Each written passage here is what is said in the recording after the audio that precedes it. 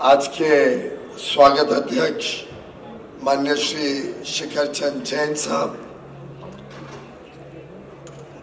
मंच पर उपस्थित महानुभाव माननीय श्री रमेश पोद्दार जी, माननीय श्री राजेंद्र अग्रवाल जी, श्री राकेश सरावगी जी, पारस जैन जी, राम प्रकाश बुबना जी, सत्यनारायण अग्रवाल जी, मेरे मित्र और पार्टी में सहयोगी श्री राज पुरोहित जी,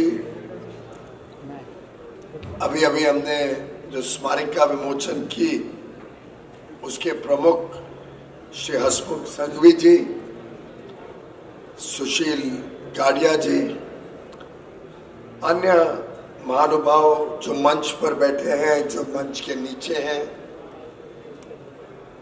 सभी का साधुवाद करते हुए बहुत प्रसन्नता हो रही है। आज एशिया टेक्स 2023 के 5वें एडिशन पे आज यहाँ आकर, वैसे मैंने सुना कई वर्षों बाद हो रहा है, तो वो भी अच्छी बात है कि आपने पुनः स्थापित किया एक पुरानी परंपरा जो एक जमाने में प्रसिद्ध भी थी, लोगों को जोड़ती थी देश भर से, और मुंबई की और महाराष्ट्र की जो काबिलियत है वस्त्र क्षेत्र में, उसको देश और दुनिया तक पहुंचाने का काम करती थी। 126 वर्ष पुरानी संस्था, जिसके साथ मुझे भी कई बार मौका मिला जुड़ने का। वर्षों पहले तो मैं आपके दफ्तर भी आया हुआ हूं कालवा देवी में, और मुझे लगता है कि मैं कविता वगैरह तो जानता नहीं हूं जैन साहब, इतना जरूर बोल सकता हूं जो हमें शुरुआत से सिखाया गया था कि कोशिश करने वालों की कभी हार नहीं होती,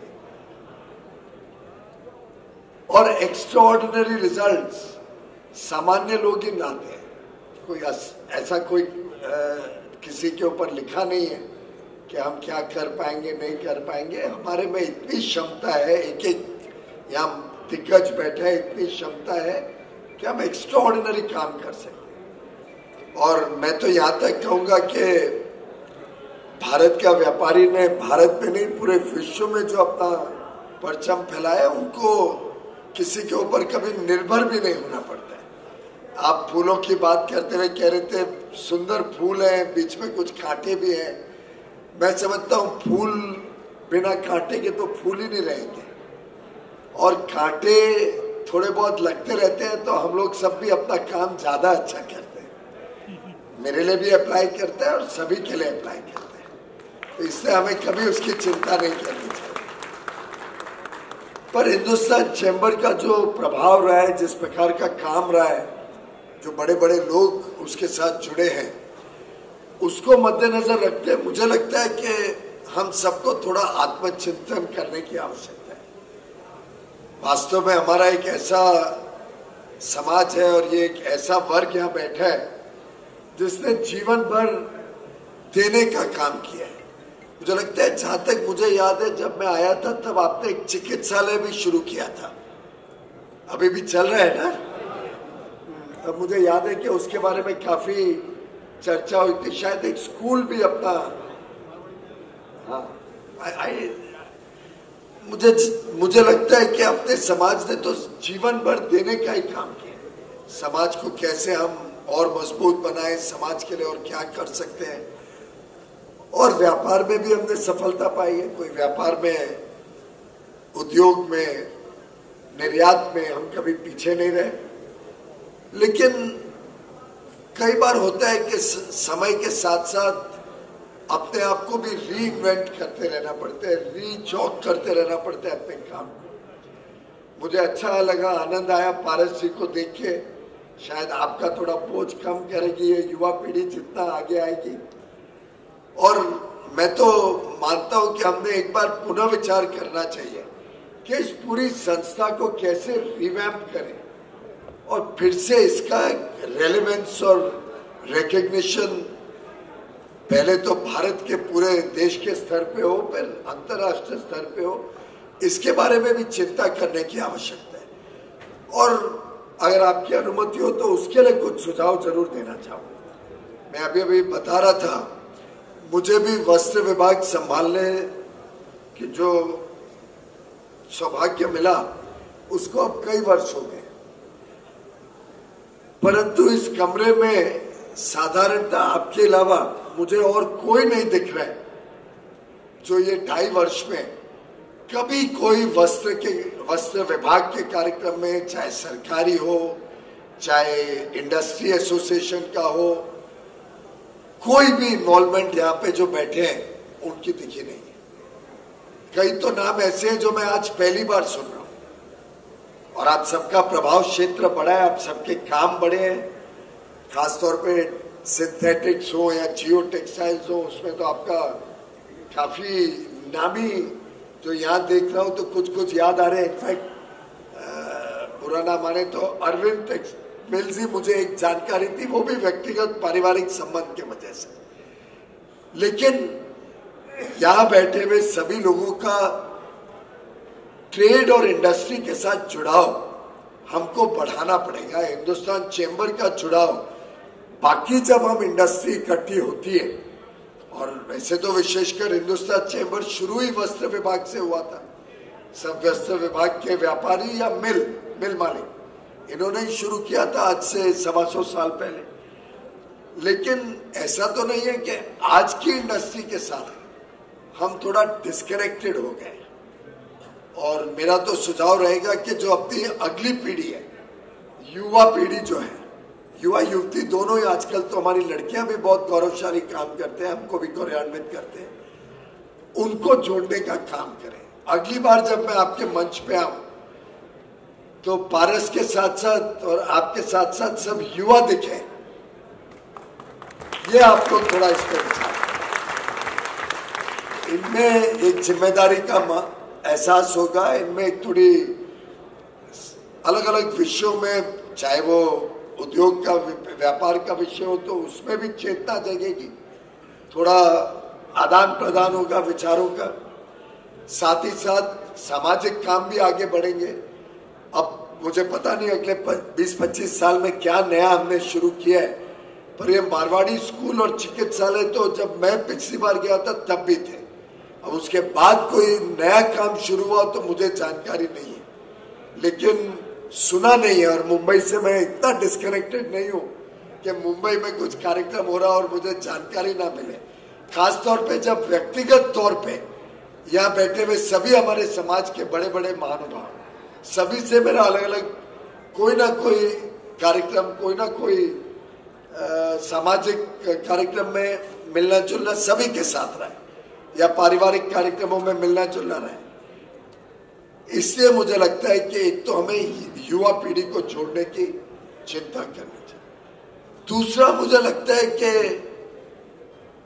हम सबके घरों की आज के बेटियां और बहुएं भी अभी अच्छा काम कर रही होंगी। कोई फैशन डिजाइन में गई होगी, कोई बैक ऑफिस में इन्वॉल्व होगी, कुछ लोगों ने तो और एक्टिव रोल लिया होगा, चाहे इंपोर्ट एक्सपोर्ट में, मार्केटिंग में। सच्चाई है कि नहीं? मुझे लगता है हम सबके घरों में। लेकिन आज देखिए, मंच पे नहीं, बाहर भी 2-4 बेटियां बहुएं दिख रही हैं और कोई नहीं। सोचने की बात है। देश बदल रहा है। आज हमारे देश का नाम भी विश्व में बहुत तेजी से आगे जाते जा रहे हैं।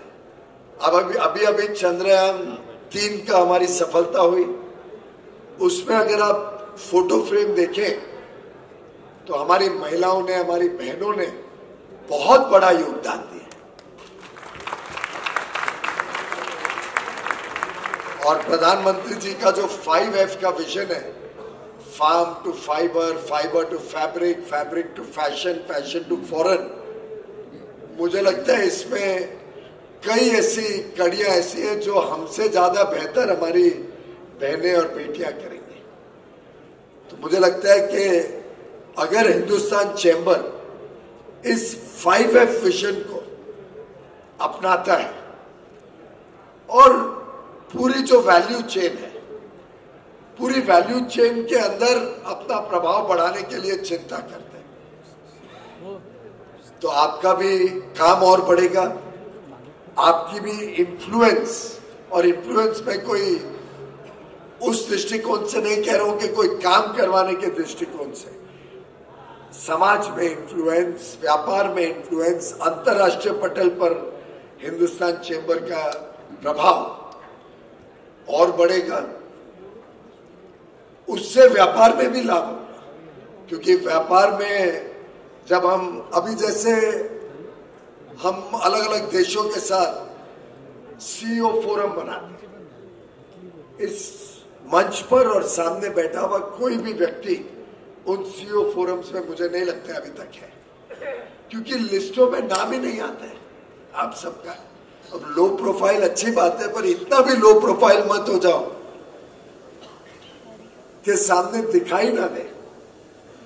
हमारे अंतरराष्ट्रीय डेलीगेशंस जाती हैं, एग्जीबिशंस होती हैं, उसमें मैंने तो कोई अंतरराष्ट्रीय डेलीगेशन में यहाँ बैठे हुए किसी व्यक्ति को मेरे साथ देखा नहीं है। कितने सैकड़ों हुई होंगी गत वर्षों में, कॉमर्स की हो, इंडस्ट्री की हो, टेक्सटाइल विभाग की हो, जो 3 क्षेत्र आज सामने बैठे, हमें उसमें भी अपना प्रभाव दिखना चाहिए। पॉलिसी मेकिंग होती है, पॉलिसी मेकिंग में कहाँ है हम लोग, कोई पॉलिसी बन रही है उसमें हमारा कितना आइडियाज, हमारे सुझाव कितने सामने आते हैं, उस पर भी हमें चिंता करनी चाहिए। अब सरकार ने एक टेक्निकल टेक्सटाइल मिशन शुरू किया, करीब करीब 1400 करोड़ रुपए उस टेक्निकल टेक्सटाइल मिशन में उपलब्ध है। उस टेक्निकल टेक्सटाइल मिशन में हम रिसर्च एंड डेवलपमेंट के लिए, जैसे आप लोग नए नए वस्तु, नए नए आइडियाज, नए नए प्रोडक्ट्स, नए नए अनुसंधान करके अपना व्यापार बढ़ा सके। और वो टेक्निकल टेक्सटाइल तो पूरा यहाँ पे है, पूरी दुनिया यहाँ पे खड़ी है जो टेक्निकल टेक्सटाइल का लाभ ले सकती है। मैनमेड फाइबर से ही अगला स्टेप टेक्निकल टेक्सटाइल हो जाएगा, जियो टेक्निकल, जियो टेक्सटाइल्स। अब उसमें ट्रेनिंग का भी प्रावधान है कि हम हमारे नए लोगों को, युवा पीढ़ी को ट्रेन करके टेक्निकल टेक्सटाइल्स की तरफ आकर्षित कर सके। तो ना तो अनुसंधान में आपको कुछ विशेष पैसा खर्चा करना पड़ेगा, ना ट्रेनिंग में करना पड़ेगा, सरकार, केंद्र सरकार करने को तैयार है। और ये प्रधानमंत्री नरेंद्र मोदी जी का विशेष आग्रह था कि हमने टेक्निकल टेक्सटाइल्स को, सिंथेटिक्स को बल देना चाहिए, क्योंकि आज परिस्थिति ऐसी है कि विश्व में अगर हम टेक्सटाइल वैल्यू चेन देखें तो लगभग 2/3 आस्ते आस्ते टेक्निकल और मैनमेड फाइबर्स की तरफ जा रहे हैं। कॉटन टेक्सटाइल्स का प्रभाव है, उसकी वैल्यू है, लेकिन साधारणतः रोजमर्रा के कपड़ों में टेक्निकल टेक्सटाइल्स का प्रभाव और मैनमेड फाइबर्स का प्रभाव बढ़ते गया है। शायद पश्चिमी देशों में, विकसित देशों में मौसम के हिसाब से भी वो टेक्सटाइल्स ज्यादा चलते हैं। तो हम चाहते हैं कि भारत उसमें नया नया शोध करे, नया नया प्रोडक्ट्स को डेवलप करे, युवा युवतियों को का हुनर उसमें बढ़े, जिससे उनका योगदान और बढ़ सकता है। अब टेक्निकल टेक्सटाइल्स की अनुसंधान के लिए जब सरकार लगभग पूरा पैसा देने को तैयार, हम चाहते हैं आप नए आइडियाज लेके आइए, आप नए इंस्टीट्यूट के साथ जुड़ के, मैं नहीं मालूम, एक्सपेक्ट करूंगा कि कोई अरविंद मिल्स या डॉनियर या आप लोग खुद बैठ के रिसर्च करें, लेकिन आईआईटीज हैं हमारी, अलग अलग बिट्रा, एट्रा, निट्रा, सिट्रा, ये जो संस्थाएं हैं, अलग अलग ऐसी सरकारी अनुसंधान के संस्थाएं हैं, उनके साथ हम मिलके, उनके साइंटिस्ट के साथ मिलके नए प्रोडक्ट्स डेवलप कर सकते हैं। आखिर कोविड में आप याद करिए जब पीपीई किट्स नहीं मिल रहे थे, पीपीई जो पूरी डॉक्टर्स को जरूरत थी उसकी पूरे विश्व भर में शॉर्टेज थी। और भारत में तो हमारे पास एक समय जब नया नया कोविड आया तो दिल्ली के डॉक्टरों से मेरी बात हो रही थी तो वो कह रहे थे कि 4-5 दिन का ही हमारे पास स्टॉक है। और हमने विश्व भर के अपने मिशंस को एक्टिवेट किया। भारत मूल के जितने उद्योगपति विश्व भर में थे सबसे कहा कि जो दाम पे जितना मिलता है आप खरीद के भारत भेजो। लेकिन भारत की जनसंख्या इतनी बड़ी है, आखिर 140 करोड़ की जनसंख्या के लिए जो आवश्यकता थी वो किधर भी नहीं मिल रही थी। पर हमारे जो इंडस्ट्री की ताकत है, देखते ही देखते दिनों में, मैं साल और महीनों की तो बात भी नहीं कर रहा हूं, दिनों में हमारी इंडस्ट्री ने इसमें रिवर्स इंजीनियरिंग किया, रिसर्च किया, मटेरियल रिसर्च किया। हमारी जो डीआरडीओ है, डिफेंस रिसर्च डेवलपमेंट ऑर्गेनाइजेशन, उसने जो ग्लू चाहिए थी हमें, वो ग्लू रातों रात तैयार करी। ऐसी ग्लू जिसमें माइक्रोन्स में कपड़ा जुड़ जाता है और कुछ कीटाणु अंदर ना जा सके, ऐसी ग्लू तैयार की। और देखते ही देखते भारत की तो पूरी आवश्यकता हमने भारत में बनाना शुरू कर दिया, आत्मनिर्भर बन गए। लेकिन आज हम विश्व में भी भारत के बने पीपीई भेजने के लायक बने और विश्व के दूसरे सबसे बड़े मैन्युफैक्चरर। क्षमताओं की कोई कमी नहीं है भारत में। और जो आते आते जो मैं थोड़ी चीजें देख रहा था, क्या डिजाइन्स हैं, क्या क्वालिटी है, भारत में किसी चीज की कमी नहीं है। पर हम अपनी सोच को कैसे और बड़ा करें, अपनी सोच को कैसे अंतरराष्ट्रीय सोच के साथ जोड़ें, हम सबको उसके बारे में अब चिंता करने का समय आ गया है। मैंने कई सारे टेक्सटाइल की एग्जीबिशंस देखी है, भाग लिया है। अब एक कल्पना की है कि फरवरी अगले महीने, अगले साल, शायद 21, 22, 23 फरवरी या कुछ 3-4 दिन तय किए, नई दिल्ली में विश्व की सबसे बड़ी वस्त्र क्षेत्र की एग्जीबिशन, जिसके साथ सेमिनार्स भी होंगे, दुनिया भर की कंपनियों को भी इनवाइट करेंगे, सिर्फ भारत की कंपनियां नहीं। मैंने जो विश्व स्तर पे एग्जीबिशंस और सेमिनार्स की जानकारियां निकाली, उसमें ध्यान में आया कि अगर आप सिर्फ भारत की कंपनियों की एग्जीबिशन रखते हो तो जो बायर्स हैं वो एक सीमित संख्या में आते हैं, जिनको भारत के साथ ही मन बन जाए कि भारत के साथ व्यापार करना है। नए लोग हम जोड़ नहीं पाते। लेकिन अगर हम विश्व के लोग कंपनियों को आमंत्रित करते हैं, जो बड़े बायर्स हैं, उनके सीनियर लोगों को आकर्षण होता है कि एक जगह पे जाके हमें सब ऑप्शंस मिल जाएंगे। और भारत के उद्योग में आत्मविश्वास की कोई कमी नहीं है, हमें किसी से कोई डर भी नहीं है। अगर दूसरे देशों की कंपनियां भी आके दिखाएं अपना सामान, तो हमारा पूरा विश्वास है कि भारत की कंपनियां कॉस्टिंग हो या क्वालिटी हो, दोनों में हम किसी के भी साथ टक्कर ले सकते। इसमें तो कोई संदेह हमें से किसी को नहीं है। और दुर्भाग्य देखिए, जो देश वस्त्र क्षेत्र में सबसे आगे होता था, आज बड़े टेक्सटाइल फेयर्स भारत में ना होते दूसरे देशों में हो रहे। तो अब दिल्ली में भारत मंडपम बन गया। आपने देखा होगा उसके चित्र, एकदम अंतरराष्ट्रीय लेवल का कन्वेंशन सेंटर है, साथ में करीब करीब 10-12 लाख स्क्वायर फुट की एग्जीबिशन स्पेस है। साथ ही साथ द्वारका में एक और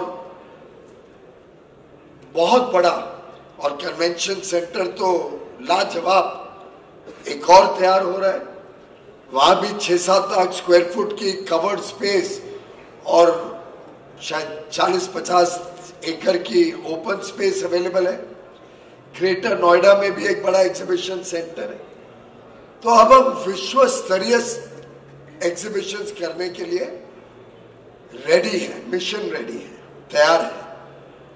और फरवरी में जो शो होने जा रहा है, मैंने उनको कहा है दुनिया की कोई कंपनी आना चाहे उनको आने दो, पर भारत की कंपनियां सभी होनी चाहिए वहां, ये 3 सेंटर्स के बीच में। और इतना बड़ा शो करें कि विश्व का कोई बायर ऐसा ना हो जो भारत उस समय आना ना चाहे।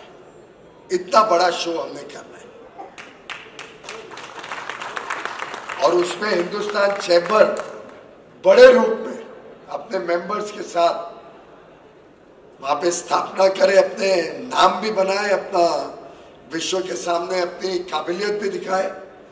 हमारी सब कंपनीज या तो मिलके एक बड़ा ग्रैंड शो करे, हो सकता है तो एक पूरा हॉल ही ले लीजिए आप, पूरे हॉल को ब्रांडिंग करिए अपने हिसाब से, छोटे बड़े स्टॉल्स अपने अपने साइज के हिसाब से ऐसे बनाइए जो एक थोड़ा अच्छी प्रेजेंटेशन भी कर सके। कोई जरूरी नहीं है हमको एकदम खांचों में ही स्टॉल बनाने, अलग अलग तरीके हो सकते हैं भारत की काबिलियत भी दिखाना और अपनी अलग अलग कंपनियों को भी पेश करने का। तो एक यूनिक एग्जीबिशन फरवरी में होने जा रही है। मैं इससे जानकारी दे रहा हूं कि अभी से उसके लिए तैयारियां शुरू हो गई, फिर सब ब्लॉक हो जाए, बुक हो जाए, उसके बाद हम पीछे ना रह जाए। और आस्ते आस्ते मेरा तो आपसे आग्रह ये भी रहेगा कि एशिया टेक को भी इंस्टीट्यूशनलाइज करें, इसको भी साइज और स्केल में बड़ा करें। इसमें भी हम कैसे एक, इस बार तो मैंने सुना कुछ 120 या 22 एग्जीबिटर्स हैं। अब देखिए छोटी चूक कैसे हो जाती है, जब 126 साल हो रहे थे तो 126 तो एग्जीबिटर बनाने चाहिए था।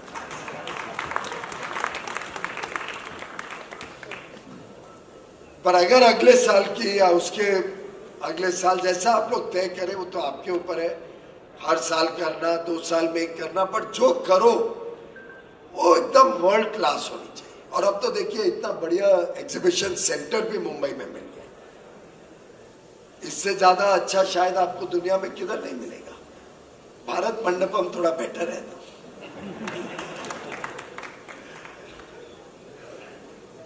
अब कहीं झगड़ा ना लग जाए।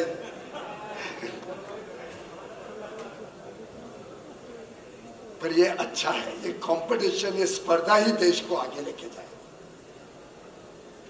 भारत मंडपम सरकारी है और आप में से अभी तक किसने देखा नहीं है, क्योंकि हमारी गेस्ट लिस्ट में आप लोग हो ही नहीं, आपने देखा है।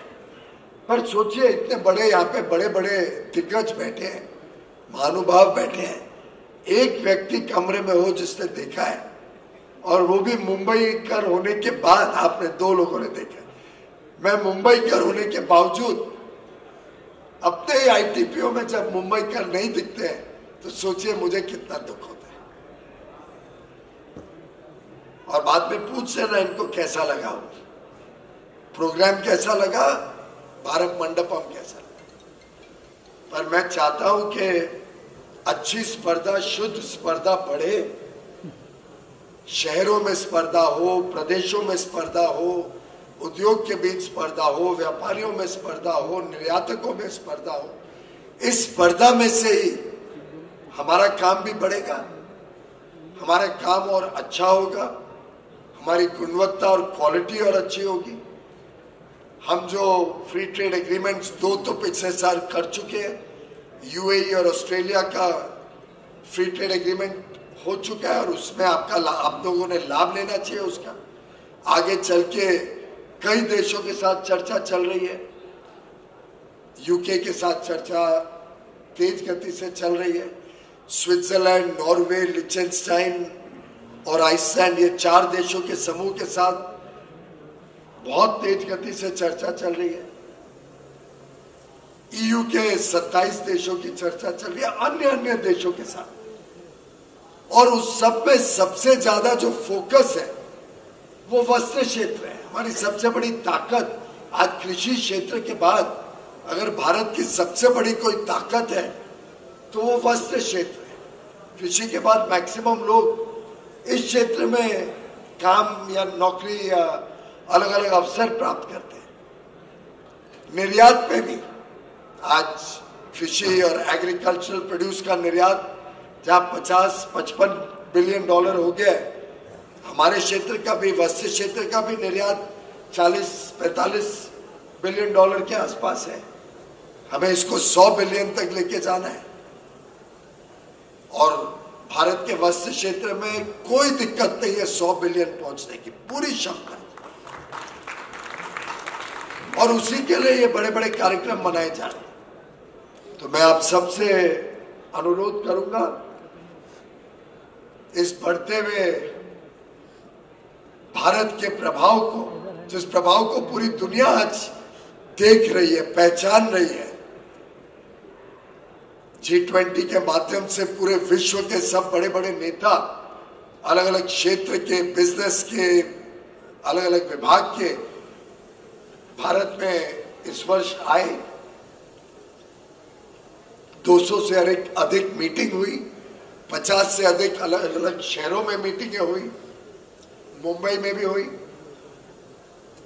अब 8, 9, 10 तारीख को दिल्ली में लीडर्स समिट होने जा रहे हैं और मैं आपको विश्वास दिलाता हूं, विश्व का कोई देश आज ऐसा नहीं है, कोई हिस्सा ऐसा नहीं है जो भारत के साथ जुड़ना नहीं चाहते हैं, भारत से अपना काम बढ़ाना नहीं चाहते।